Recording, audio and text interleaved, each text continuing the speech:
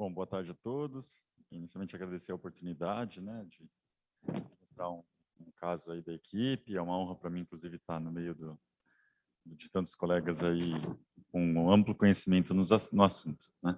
Então, vou falar de um caso que a gente acompanha há muito tempo e a gente foi operando e reoperando esse paciente.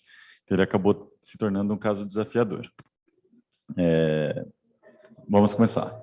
Então, é um paciente de 38 anos, do sexo masculino, que ele não tinha nenhum sintoma a mais, internou com uma ruptura do aneurisma de aorta abdominal, com 38 anos, né? E nessa apresentação desse rapaz, não tinha nenhum outro sinal de doença sistêmica ou qualquer outro sintoma prévio que ele relatasse. Então, realmente é uma apresentação atípica de um homem de 38 anos com aneurisma roto. Aí eu aproveito já para os colegas. 38 anos, aneurisma roto, sem nenhum diagnóstico subjacente. O que vocês fariam? Ronald.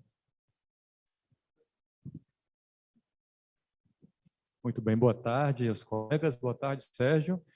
A primeira coisa que a gente se preocupa é com a etiologia de uma doença como essa numa idade tão precoce, né? Então, além de dar conta da ruptura, a preocupação é saber de onde veio essa lesão. E as causas inflamatórias naturalmente surgem aí na nossa mente, né? Eu acho que até num cenário como esse, a doença inflamatória, a vasculite, Takayasu e outras tantas, é uma situação até menos dramática do que a causa inflamatória infecciosa. Eu acho que um paciente jovem com a ruptura, ainda mais se é um caso de um aneurisma sacular, às vezes não é nem uma inflamação, não é nem uma doença autoimune, sim uma doença infecciosa, que é bem mais grave ainda, mas, sem dúvida, broncas, preocupação adiante aí para a condução. E para o doutor Bruno, e operaria aberto ou endo? Sérgio, o que acontece são 38 anos, né, cara? O infrarrenal, a gente fica sempre tentado a abordar esse tipo de paciente de maneira aberta. Quando você imagina o que a gente tem publicado na literatura de resultado de longo prazo para IVA eletivo, né, a cirurgia aberta ainda apresenta, em 5 anos para frente, um resultado razoável. Mas a situação aqui é uma situação onde você tem ruptura, né? Uma situação de urgência. E a melhor literatura que a gente tem disponível, os melhores dados que a gente tem disponível hoje, particularmente os dados de meta-análise em inglês, de 2, 3 anos atrás, eles favorecem a técnica endovascular em quase todos os parâmetros que foram analisados naquela meta-análise. Então, pensando, como o Ronald colocou, em doença inflamatória, né? E aí você não colocou como dissecção, você colocou como ruptura, então eu estou imaginando que nós estamos tratando de uma ruptura aneurismática simples e não de uma ruptura associada à dissecção aguda. Pensar em doença inflamatória, apesar do sexo, talvez a coisa mais importante, mas isso também traz consigo a previsibilidade de bronca no médio e longo prazo, porque normalmente os resultados, com qualquer coisa que você faça com isso, por endo, costumam ser relativamente efêmeros. Mas vamos ver o que é que você traz aí. Lembrando que, assim, eu acho que não existe nenhuma situação de anatomia favorável para a cirurgia aberta na doença inflamatória. Então, por mais que a preocupação com o segmento exista... Não é bom com nada, né? Exatamente. Nada é bom. É uma das poucas verdades absolutas, né? Operar aberto inflamatório é sempre complicado. Bom, vocês operariam endo? Endo. Eu também faria endo. Na verdade, quando eu conheci, ele já tinha operado esse aneurisma endo. Por isso que há 2 anos atrás ele tinha feito a cirurgia. E ele daí, quando ele chegou para mim, 2 anos depois, já tinha o diagnóstico de BC. Então, paciente com doença de BC. Então a ruptura não... Amigo. Okay. Mas eu tô falando o que foi encontrado pelo colega na época, que resolveu. Tanto que 2 anos depois ele estava comigo. Mas tanto é que é um paciente que tem uma comorbidade, que as artérias não são normais, que olha como complicou. Então, no pós-operatório, ele evoluiu com oclusão da ilíaca esquerda, com isquemia, daí foi abordado, fez um Fogarty, colocou um PET de pericárdio e ainda entupiu tudo, do lado esquerdo, no acesso da esquerda. E como ele permaneceu assintomático dessa perna, foi deixado quieto. E o lado direito, ele complicou os 2 acessos, colocaram Viaban para resolver um pseudoneurismo, e que esse estava aberto. Então, olha como complicou. Típico de um paciente que tem uma vasculite, um BC, que você passa o ponto, é um papelzinho e rasga e afins, né? Enfim, então, conclusão. Quando ele chegou para mim, ele estava nesse pós-operatório, com então, o lado esquerdo ocluído, o lado direito com pseudoneurismo resolvido e essa imagem agora. Então, aqui só para lembrar do BC, né, que é uma vasculite multissistêmica, que faz a úlcera oral, genital, e tem uma correlação com o aneurisma. Inclusive, uma das grandes causas de mortalidade de BC é aneurisma de artéria pulmonar, que é algo extremamente difícil de abordar, né? O tratamento é controverso, mas ele tinha a seu favor o controle daí já com uma reumatologista, então com imunossupressão adequada, né?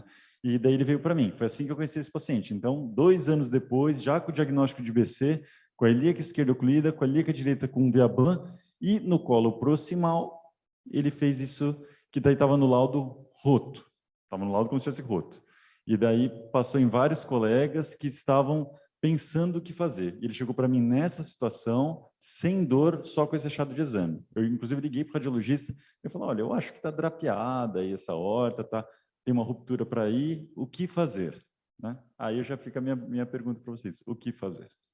Aí eu estou vendo a reconstrução.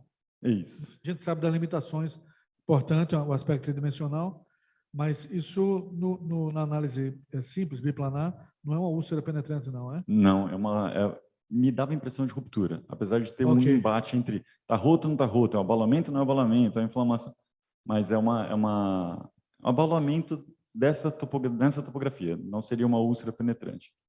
Acho que um aspecto importante, Sérgio, para ser ressaltado num evento como esse aqui, é que essa expectativa de que o laudo tomográfico vai tirar todas as dúvidas, né, e o que está escrito lá é verdade, muitas vezes o colega da radiologia, ele opina, ele até se arrisca a dizer se está roto ou não, mas ele não tem certeza.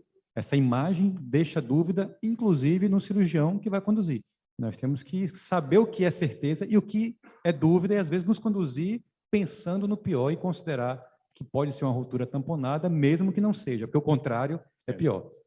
Eu confesso que quando eu tive o primeiro contato com o paciente, então ele é advogado, né, já tinha passado inúmeros colegas vasculares, e eu falei para ele a verdade, falei, olha, eu olhando eu acho que é uma ruptura, mas eu vou conversar com muitas pessoas para a gente voltar a se falar.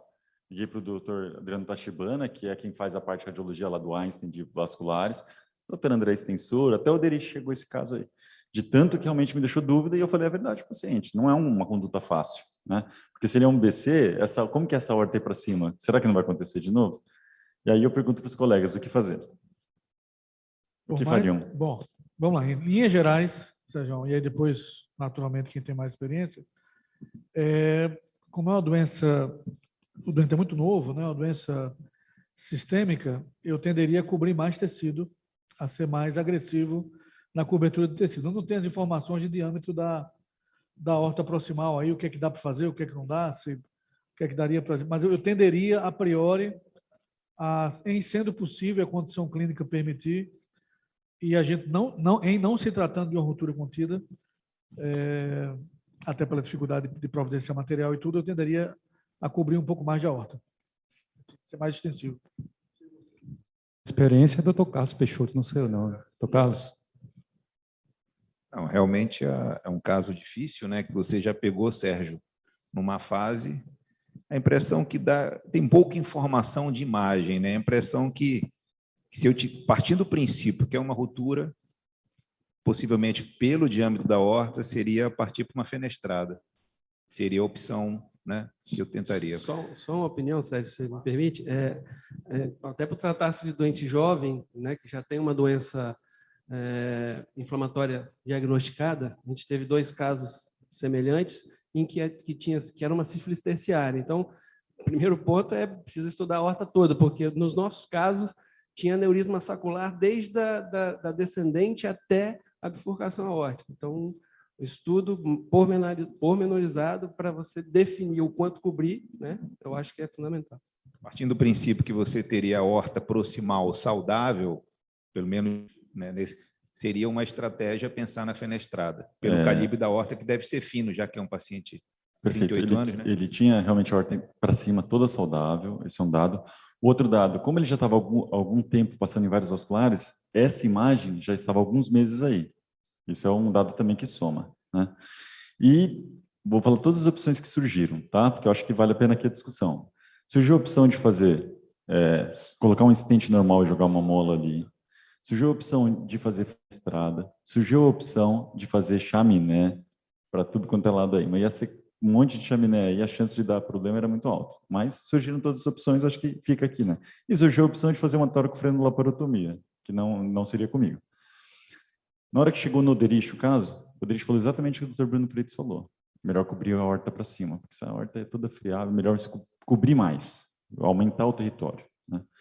Nesse contexto, então, olha como a gente arriscou, mas isso tudo em comum acordo com para a CUC fazer uma endoprótese customizada, sob medida, fenestrada, para ir.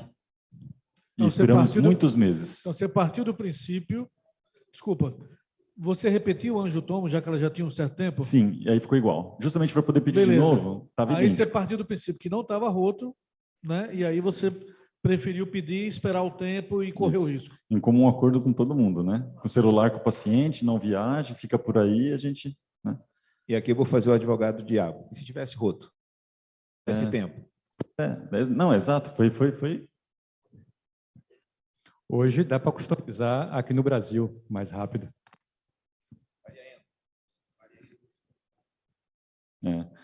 Customizar no Brasil e numa situação de ruptura realmente desordenada, uma outra opção é fenestrar na mesa.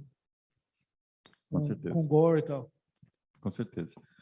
Enfim, a gente pagou para ver, mas foi o problema. O problema daqui para lá não deu tempo. Demorou meses para vir, né? Da Austrália e tal. O paciente advogado pressionou para tudo quanto é lado e acabou ajudando, né? Ele mesmo já falava, fica tranquilo que eu vou resolvendo por aqui. Então ele já tinha tudo papelada já para resolver o problema dele. Então tá lá, uma horta a princípio normal para cima, esse abaulamento aí que aqui fica até mais evidente, né? Meio que parece que tem um trombo ali ao redor dessa nossa suspeita de ruptura, né? E daí foi feita então uma endoprótese customizada, foram 100 dias para customização, com escalope para o tronco celíaco, fenestra para as mesentéricas superiores, e as renais, né? O stent vestido liberado na época foi a Advanta. E aí tem que lembrar que a gente tinha oclusão da femoral ilha externa esquerda, então nós fizemos um acesso pela braquial direita e artéria femoral direita. E a endoprótese feita sob medida, né? Com escalope para o tronco celíaco e as fenestras para os ósseos das viscerais e renais. Então, no intraoperatório veio o Dr. Paulo Deto de Brasília para nos ajudar, estava em campo o Dr. André Tensoro, eu e o Dr. Rodrigo Marcondes, né? Na hora que subiu a endoprótese para liberar, se vocês olharem nessa primeira imagem, liberou e a parte de cima não abriu. Podem reparar, a primeira imagem ela está... Isso aqui tem laser? Não, deixa eu ver. Bom, se olharem na primeira imagem, e a gente ficou ali uns 20 a 30 minutos pensando o que estava acontecendo, por que não abria. Daí o Dr. Paulo Deto falou em toracotomia, e aí eu comecei a dar aquela rezada.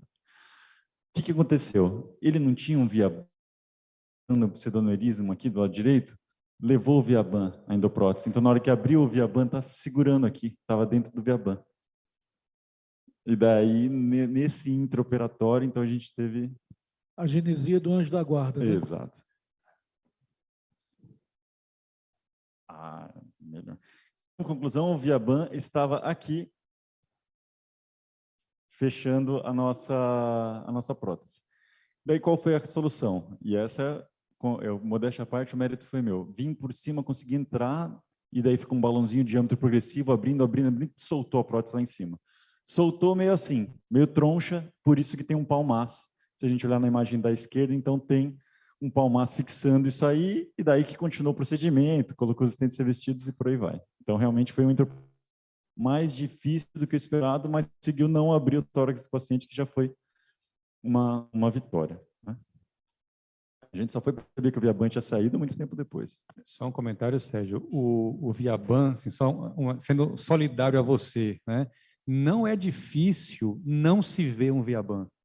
A característica radiológica dele é bem traiçoeira mesmo, viu? Mas imaginei aqui a sua coronária, para não dizer outra coisa. Exato. Bom, conclusão. Tudo bem. acabou o procedimento, o paciente foi para casa jovem, né, aguentou bem o tranco, então a gente consegue ver nessa imagem a endoprótese com os ramos abertos, ali aberto, e o que chama atenção, se a gente olhar lá em cima no palmaz, bem na frente do tronco celíaco, deitadinho assim, é o Viaban esmagado para frente. Então, realmente está lá, está tudo bem, né? 6 meses depois, paciente otimizado no tratamento, imunossuprimido e tudo certo, né? Fizemos uma nova tomografia 12 meses depois. Tá aí. Então, onde estava o palmaz que a gente fez aquela força? 12 meses depois, imagino pela característica do BC do paciente, já que há 6 meses não estava, ele desenvolveu de novo um abaulamento. Daí fica naquela história. Agora a gente já achava que não era ruptura, a gente já estava mais ciente do caso. E daí começa uma nova discussão. Aí eu pergunto para os senhores, o que fazer? Pensando em paraplegia, pensando em acesso, já acessou e reacessou a femoral direita 2 vezes, a femoral esquerda ocluída, e o que os senhores fariam?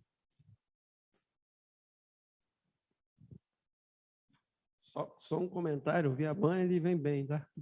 Depois que ele se perde lá dentro, dá para pescar, laçar e trazer dentro do introdutor longo. A gente já fez isso algumas vezes, por esse motivo que o Ronald falou. É difícil ver o danado.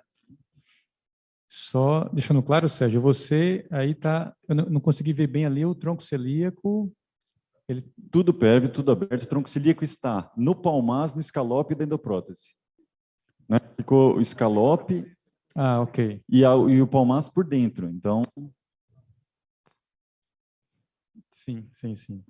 Bom, é preciso cobrir essa lesão aí do mesmo motivo que você tratou a justa renal, né? Aí, certamente, estender com uma endoprótese torácica. Agora, eu estou em dúvida como fazer ali para manter a perviedade justamente do tronco celíaco. Eu não consigo ver a relação dessa úlcera, o que parece ser uma úlcera penetrante aí na borda do palmaz, com o tronco celíaco. Se a gente olhar aqui, Isso. é a saída do tronco celíaco. Então, aqui tem o palmaz por dentro, o escalope está aqui. Só uma coisa, perfeito, é isso mesmo. Mas o que ele estava perguntando, ele estava achando que aquilo era mesenterica. Eu tenho uma outra pergunta, Sérgio. Qual foi o oversize que tu usaste aí, calculaste para essa aorta? Eu tenho um problema nisso, porque o palmaz amassado no balão, soltado ali por dentro para resolver o nosso problema, então esse oversize aí está impreciso. A nível de empirismo é quase impossível de você dizer mais ou menos com precisão. Mas a tua ideia em relação à aorta nativa foi o quê? Você tinha à disposição ou foi como lá em Maceió? O que tinha? A que deu, japonês? Não, você disse quando. Não, porque o que acontece é que nem sempre eu tenho o palmaz que eu quero.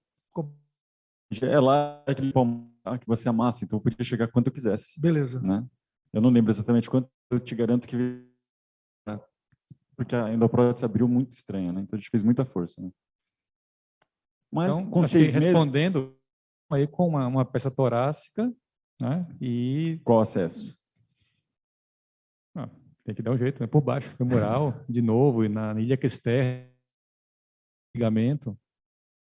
Rolandeando, Lero, você considerou a possibilidade de pré-extensão, pensar numa endodissection, pensando literalmente em estar utilizando menos chronic outward force, aí ou para você tanto faz, uma ou outra, nesse tipo de situação?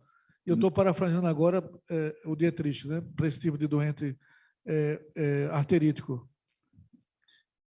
Minha impressão atual é a seguinte, que, por exemplo, na hora que foi tomar a decisão de como tratar agora essa parte, né, nem gancho, não queria mais que tivesse, nem o oversize menor possível para fazer menos lesão na parede de um vaso friável desse. Né? E certamente esse palmaz, com free flow, esse palmaz ele empurrou um free flow com um gancho da prótese da Cook, então favoreceu isso, né? Mas enfim, também tem que ver o que a gente no momento. Lembra que o palmaz estava muito próximo da gente, um paciente que estava com uma aorta meio solta dentro do tórax. Né? Enfim, então o que nós decidimos nesse caso?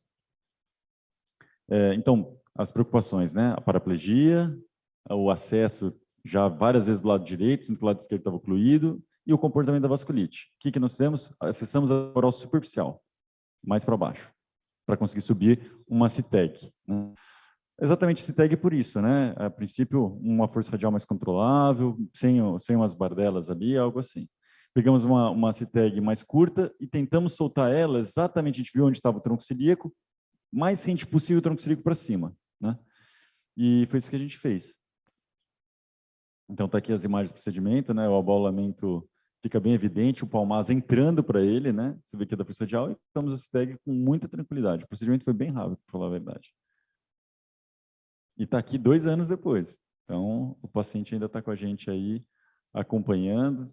Até estava comentando com o Rondes, eu ficando muito próximo dele, ele até postei um negócio ontem, ele curtiu. Então, você vê que a gente até se fala bastante, né? Um paciente que tem uma relação boa e a gente sabe que essa história é possível que daqui a alguns anos a gente volte a se falar, né? Por enquanto, ele faz uma tomografia de vez em quando e me manda a imagem, a gente vai se falando, né?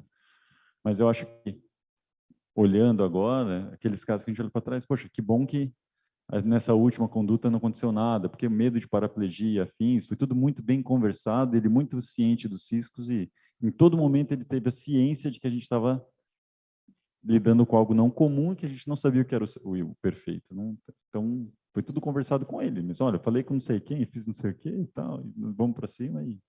E o aspecto e calibre dessa femoral superficial que você usou como acesso foi tranquilo ou, o aspecto ou é nem bom. isso? Não, o aspecto é bom, ele faz Doppler de controle, aonde inclusive subiu aquele Viaban, não tem nada, né? E ele continua com a oclusão da perna esquerda. Ele hoje em dia faz natação 3 vezes por semana, então um cara que emagreceu bastante, tem uma vida super boa, assim, evoluiu bem, né? Mas tá lá, imunossuprimindo, fazendo corticoterapia e por aí vai. Eu acho que é isso. Se alguém quiser fazer mais algum comentário. Tem mais algum comentário da plateia? Nós temos 4 minutos. 4, uns 20 Olha minutos, faltam Olha 4, estamos com tempo.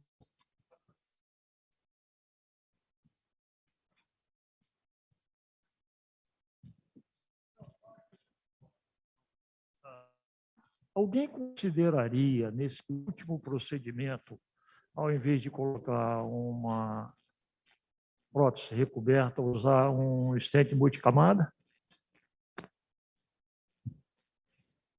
Eu acho que a questão do tecido foi melhor. Não consideraria isso, não. Mas é uma possibilidade.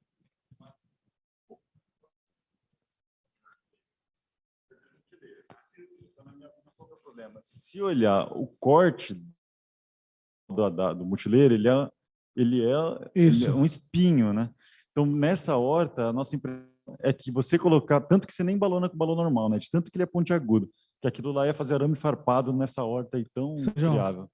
Por isso que eu te falei no começo, analisando, quando você mostrou aquelas imagens, sem ter informação proximal, distal, de acesso, que a gente não tinha, que eu pensei em fenestração na mesa com gore, já pensando em ter menos lesão de free flow, de bar, enfim. Claro, o melhor cara é sempre o dia seguinte, e você ainda ligou com um negócio que envelhece o cidadão 13 anos, que é uma bexiga de um Viaban preso na ponta do... Isso aí é para o cara chamar pela mãe, né? Sem sombra de dúvida. Então, e aí depois você resolveu com a técnica japonesa, que deu. Tinha um pau mais lá, você foi lá, soltou, esmagou tudo para o lado e abriu. O que aconteceu é que com esse chronic outward force tão alto numa artéria teoricamente arterítica, o que aconteceu, que eu acho agora que vocês vão ter, se Deus quiser, uma pausa boa, porque justamente você foi agora numa condição melhor, né?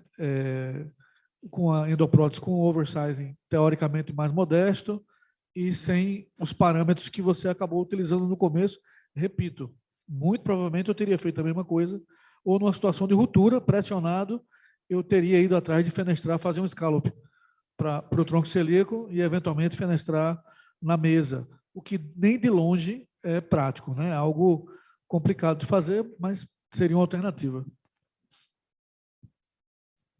Muito bem. Obrigado, doutor Sérgio. Parabéns pela solução para o caso. Eu gostaria de chamar mais algum comentário, doutor? O comentário que eu faria é porque, na verdade, como você falou que o paciente é advogado, acho que é muito importante trabalharmos em cima daquilo que a literatura com nível de evidência recomenda. Então, o uso de um multilayer, neste caso, não teria uma recomendação de bula, vamos assim falar, né? Nós sabemos que eles alargaram a indicação, mas teria muita preocupação de tratar um paciente da área jurídica com a utilização de um procedimento que fosse off-label, a não ser que fosse uma emergência vascular. E não me pareceu o caso. É apenas esse comentário. Essa linha também vale o comentário para modificação da prótese de bancada fora de um set de emergência, né? Por isso que eu te falei, se fosse urgência de ruptura, fenestrar na mesa. Por isso que eu falei, se fosse urgência, fenestrava na mesa. Além do perfil do multilayer também ser maior do que a dentro do prótese.